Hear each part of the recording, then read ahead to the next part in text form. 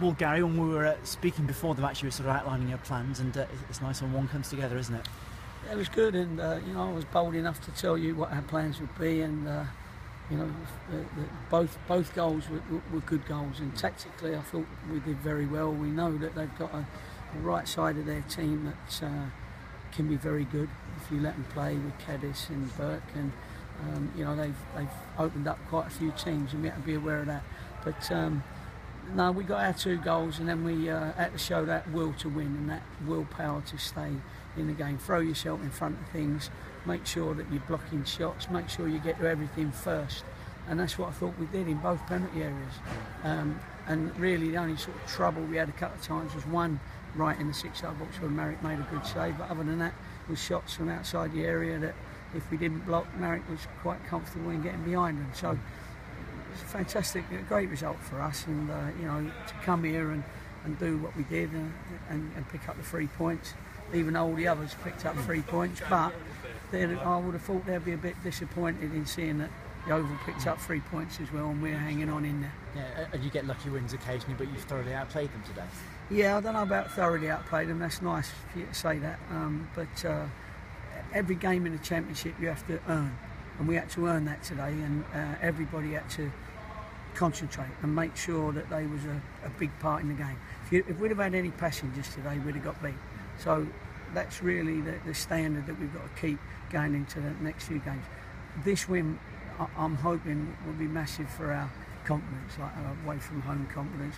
I'd like us to have kept the ball a little bit longer on occasions, but you're away from home, and obviously we quietened the crowd, so that was good, so they didn't get too much of a head of steam, and we always looked dangerous on the break, I thought, and I thought the 2 lads up front were magnificent. Yeah, and you've given Keith Moore his start, and frankly he's made a very good fist of it. He did, he looked a man out there, didn't he, and he was unlucky that the referee pulled him up a couple of times for pushing, which there was no way was out. I thought the ref had a good game other than the penalty as well that we thought we should have got. That would have made it 3-0, and we could have all gone home at that point because the game would have been over.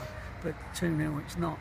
But I thought Keith worked very hard. He kept their 2 centre-halves thinking about him, ably assisted by James Hayter, of course, with 2 magnificent goals that James Hayter does because of his experience. Yeah, and 2 quality finishes, and you've talked about being clinical, and that certainly was. Two absolute. I said to you about the crosses. You've obviously alluded to that in your commentary, I hope. Yeah. And that was the second goal. The first one was really just closing people down, and we asked them to expect mistakes, because the 2 lads that are in there are not really centre backs, so we have to expect them to make mistakes rather than go after they made a mistake. And Hates was clever enough to pick out at the right time, and a lovely little lob that once he's in there, he's a good finisher. Perhaps the only downside today is the jinxed left back position. To lose 2 in a game is a real blow.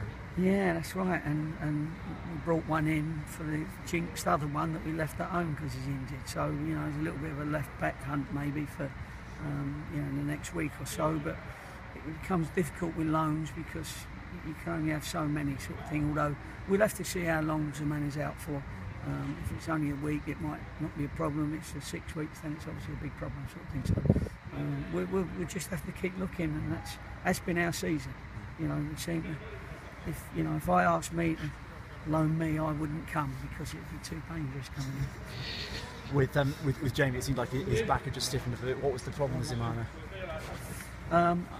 He said he just felt his knee crumple under him, really. It was innocuous, he just turned and he felt it. Jamie McAllister couldn't catch his breath, so I couldn't wait for him to have 10 minutes on the side waiting to catch his breath. So we trust Lanzoni, and I thought he'd come on. He did very well at right back, and Luke did very well adjusting at left back. So maybe we found our left back. Well, if you have to go out and look, who you were saying before, is the possibility of bringing Ishmael Miller back, is that very much one of your irons in the fire still? Yeah, it is still an iron in the fire. The fire's not exactly raging at the moment, but it is an iron in the fire, and we'd like him to come back, and he'd like to come back, and that's, and that would give us another bit of firepower to add to undoubtedly the firepower that we had today.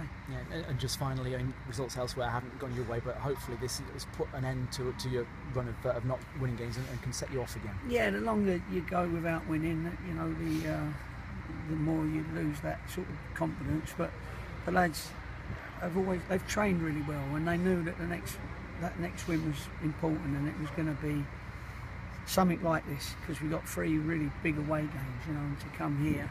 I think we've got a home game in that, but you know, I think we're away at Nottingham Forest soon, we're away at Derby soon, so that's good, because it gives us that confidence that we can go away from home and get a result. Well done tonight. Thanks a lot.